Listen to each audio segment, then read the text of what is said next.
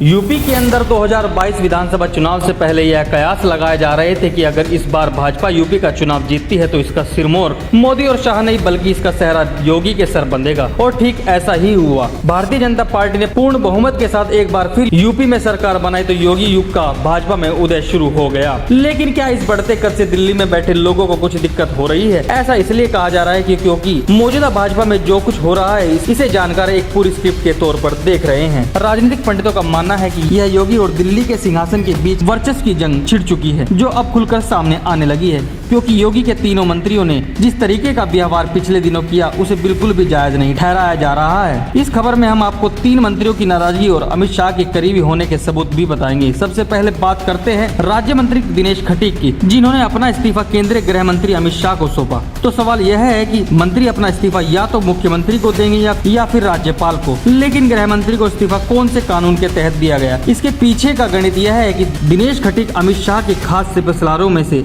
एक बताए जाते हैं। तो वहीं उनके विभाग के कैबिनेट मंत्री स्वतंत्र देव सिंह, जिनसे उनके आजकल नहीं बन रही है, वह सीएम योगी के करीबी बताए जाते हैं। ऐसे में दोनों के बीच टकराव की स्थिति बनी हुई और जो आरोप दिनेश खटीक ने लगाए हैं, जो दलित का कार्ड उन्होंने खेला है, दरअसल वह असल मुद्दा ही नहीं है। मुद्दा तो दिल्ली के इशारों पर सीएम योगी से टक्कर लेने का है। लेकिन योगी ने भी साफ कर दिया है, जो दिल्ली के इशारों पर काम करेगा उसे बख्शा नहीं जाएगा। इसके बाद दूसरा नाम आता है जितिन प्रसाद का, जिनको अमित शाह भाजपा में लेकर आए और बिना योगी की मर्जी के ही सबसे अहम मंत्रालय दे दिया गया। बस यहीं से सीएम योगी की पैनी नजरें उन पर लगातार बनी हुई थी और फिर किस तरीके से योगी ने उनको 440 वोल्टेज का करंट दिया, यह भी सभी ने देखा। अब अगर जितिन प्रसाद को अपने विभाग में हुई कार्रवाई से दिक्कत थी तो वह भी मुख्यमंत्री से मिल सकते थे, लेकिन सीधा दिल्ली गए और अमित शाह से मुलाकात की। अब एक और सबसे बड़ा यूपी का ब्राह्मण चेहरा ब्रजेश पाठक स्वास्थ्य मंत्री, उत्तर प्रदेश के डेप्यूटी सीएम अमित शाह के बेहद करीबी बताए जाते हैं। ब्रजेश पाठक को भी मोदी और शाह के कहने पर ही डेप्यूटी सीएम बनाया गया था, तभी से